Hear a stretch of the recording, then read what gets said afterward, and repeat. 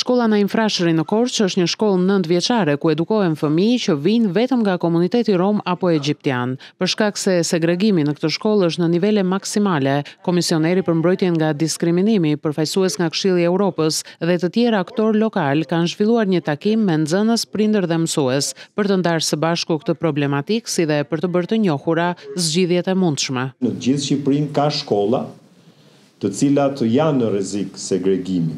Pra janë në rrezik të një përqendrimi të madh të fëmijëve që vinë nga komuniteti rom dhe komuniteti egjiptian.